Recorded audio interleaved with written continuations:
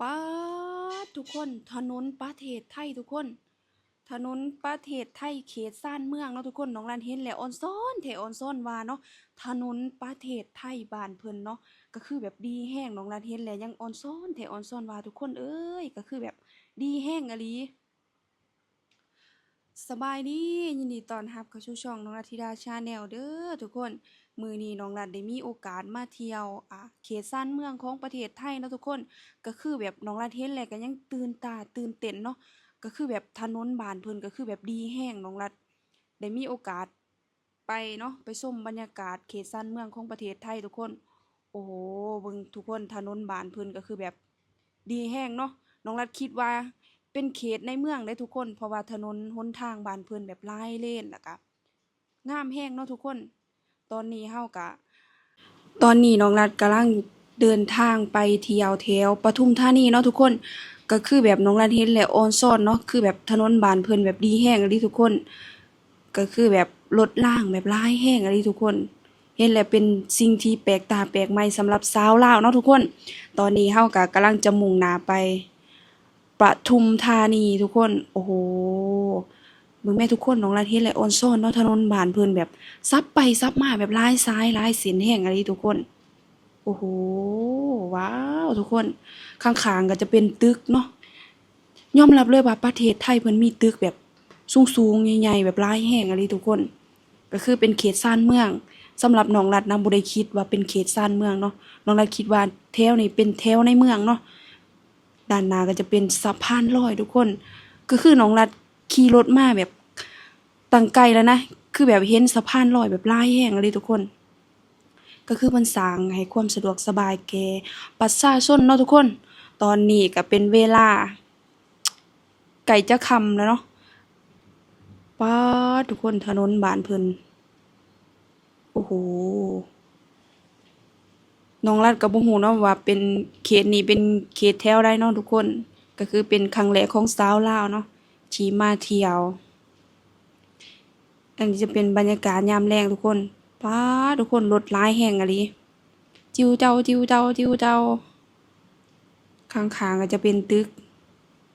ข้างๆนี่ก็จะเป็นตึกทุกคนยอมรับเลยว่าประเทศไทยเพิ่นแบบมีตึกสูงแบบหลายแห่งอะลิทุกคนตอนนี้ก็กำลังมุ่งหน้าไปปทุมธานีทุกคนป๊าดถนนหนทางประเทศไทยทุกคนหลายเลนอะลิเห็นแล้วก็ยังอ่อนซ้อนเนาะก็คือเขตชานเมืองนะแถบ ในความคิดของน้องรัฐนะคิดว่าเป็นในเมืองของประเทศไทยเนาะทุกคนก็คือตอนนี้เฮากำลังจะเดินทางเนาะทุกคนป๊าดทุกคนด้านหน้ามันแม่นหยังโอ้โหอลังการงานสร้างอันนี้ทุกคนตอนนี้เป็นเวลาจะค่ำแล้วเนาะทุกคนป๊าดรถทางประเทศไทยคือแบบหลายแฮงอันนี้ทุกคนจิวเจ้าจิวเจ้าจิวเจ้าเนาะ แบบเห็นแล้วก็ยังอ่อนซ้อนเนาะบ้านเพิ่นเมืองเพิ่นเนาะก็คือแบบคึกคืนเนาะทุกคนแถวข้างถนนก็จะเป็นแบบบ้านเรือนเขาเจ้าเนาะมีแต่หลังใหญ่ๆเนาะทุกคนโอ้โหป๊าดทุกคนตั้งแต่เดินทางมานี่น้องรัฐสังเกตเห็นสะพานลอยแบบหลายแห่งอะไรทุกคนเขาสร้างเพื่อความสะดวกสบายให้แก่ประชาชนเนาะทุกคนก็คือเพิ่นใส่ใจเนาะทุกคนตอนนี้น้องรัฐก็ขี่รถสองแถวเด้อทุกคน ขี่ชมบรรยากาศเนาะเขตชานเมืองของประเทศไทยทุกคนโอ้โหก็คือมุมนี้เห็นได้เลยว่าถนนบ้านเพิ่นแบบหลายเลนอะลีทุกคนแบบรถเขาเจ้าแบบขี่สวนไปสวนมาทุกคนโอ้โหเป็นสิ่งแปลกใหม่ของสาวลาวก็ว่าได้เนาะทุกคนที่ได้มาสัมผัสเขตชานเมืองของประเทศไทยเนาะทุกคนเป็นครั้งแรกเลยป๊าดก็คือถนนบ้านเพิ่นแบบมีแบบ ลูกศรแบบมีความหมายเนาะทุกคนโอ้โหตอนนี้เฮาก็ได้นั่งรถเนาะชมวิวทิวทัศน์บรรยากาศของเขตชานเมืองเนาะทุกคนก็คือเห็นแล้วยังอ่อนช้อนเนาะขนาดเขตชานเมืองบ้านเพิ่นยังดีขนาดนี้เนาะทุกคนคือน้องรัฐไปแถวเขตนอกๆเนาะของประเทศไทยแบบเห็นแล้วยังคิดฮอดบ้านเนาะทุกคนแบบบรรยากาศเนาะบรรยากาศหรือว่าอ่า สิ่งแวดล้อมต่างๆก็คือแบบบ้านเฮาเลยทุกคนมีทุ่งไร่ทุ่งนาเนาะก็คือตอนนี้เฮากำลังมุ่งหน้าไปเนาะทุกคนป๊าดทุกคนเห็นแล้วยังอ่อนซ้อนเนาะก็คือแบบตั้งแต่ขี่มานี่เป็นระยะทางก็คือแบบถนนบ้านเพิ่นบ่มีคุมบ่มีบ่อเลยทุกคนก็คือแบบขี่รถแบบนิ่มๆแบบสบายๆชิลๆเนาะทุกคนตอนนี้ก็กำลังขี่รถไปเนาะทุกคนก็บ่ฮู้ว่าสิไปแถวใดเนาะทุกคนมาเบิ่งนำกันเนาะตอนนี้กำลังเดินทางไปเนาะทุกคนป๊าด เพิ่นก็จะคอยขี่เนาะทุกคนเพราะว่ารถมันก็หลายแหน่เนาะทุกคนเพราะว่าเพิ่นส่งผู้โดยสารเนาะทุกคนแต่ละจุดแต่ละหม้องก็เลยได้จอดทุกจุดเนาะทุกคนป๊าดทุกคนก็คือแบบรถเข้าแล่นตามทางแบบไวแรงเนาะทุกคนแบบชิวเจ้าชิวเจ้าชิวเจ้าก็คือสิ่งหนึ่งที่เฮ็ดให้ชาวลาวแบบตื่นเต้นเนาะบ่ว่าจะเป็นถนนหนทางหรือว่าตึกอาคารต่างๆของประเทศไทยเนาะทุกคน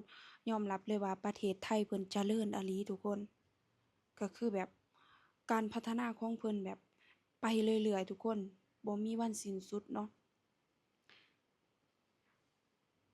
ก็คือน้องรัฐแบบ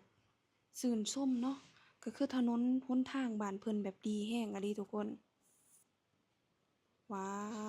วอันนี้ก็จะเป็นบรรยากาศเนาะทุกคนนั่งรถมากอะแบบได้แบบนั่งลมชมวิวแบบ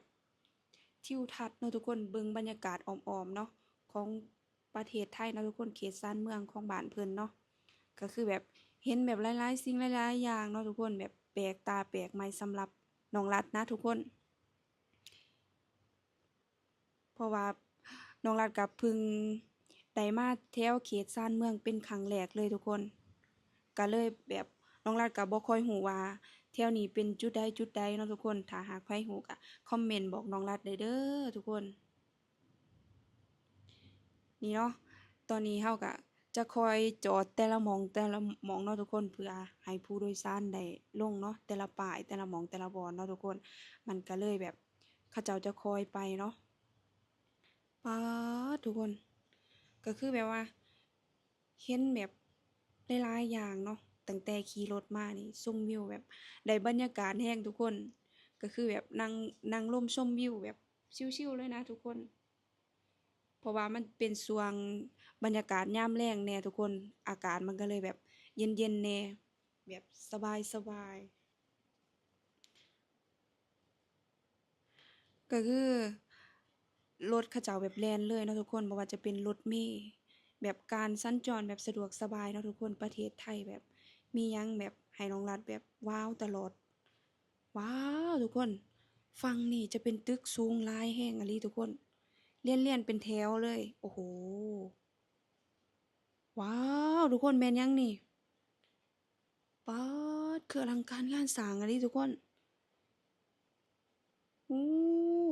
บ่เคยเห็นเลยทุกคนวิทยาลัยว้าวทุกคนวิทยาลัยของประเทศไทยคือแบบคักแฮงอะลิทุกคนอลังการอะลิป๊าดเพิ่นสร้างได้แนวใดเนาะทุกคนก็คือแบบสุดยอดอลังการอะลิดีไซน์เนาะเพิ่นออกแบบแบบสุดยอดอะลิทุกคนอันนี้น่าจะเป็นโรงเรียนโกอินเตอร์ของประเทศไทยติทุกคน น้องรัดก็บ่ฮู้คือกันเด้อถ้าหากไผฮู้ก็คอมเมนต์บอกน้องรัดได้เด้อทุกคนอันนี้น่าจะเป็นวิทยาลัยของประเทศไทยเนาะทุกคนโอ้โฮหรูแรงอีหลีทุกคนป๊าดเพิ่งเคยเห็นเป็นครั้งแรกเลยทุกคนก็คือแบบวิทยาลัยของประเทศไทยแบบสุดยอดอีหลีทุกคนก็คือทางบ้านเฮาน่ะจะเป็นตึกแบบธรรมดาเนาะทุกคนอันนี้น่าจะเป็นวิทยาลัยของชื่อดังของประเทศไทยติทุกคน ถ้าไผฮู้ก็สามารถคอมเมนต์บอกน้องรัดได้เด้อทุกคนน้องรัดก็บ่ค่อยฮู้ปานใดเนาะทุกคนอีกอย่างน้องรัดก็เพิ่งเคยมาเป็นครั้งแรกเนาะทุกคนเห็นแล้วยังโอ้โฮอึ้งเนาะก็คือแบบเป็นอิหยังที่แปลกใหม่สำหรับน้องรัดเนาะก็คือยอมรับเลยว่าประเทศไทยเพิ่นแบบ สร้างตึกหรือว่าวิทยาลัยต่างๆแบบโอ้โหเป็นสิ่งที่โดดเด่นเนาะทุกคนเป็นสิ่งที่โดดเด่นสำหรับน้องรัฐเลยนะเห็นแล้วยังว้าวเนาะตะลึงเนาะทุกคนก็คือแบบขี่รถมานี่ก็คือเห็นสิ่ง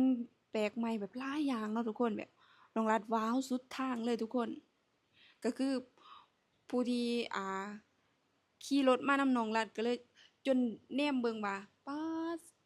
ซาวนี่เป็นหยังเนาะคือแบบว้าวตลอดทางเนาะทุกคนก็คือแบบมันมีหลายสิ่งหลายอย่างเนาะเฮ็ดให้น้องรัดแบบว้าวตลอดทางทุกคน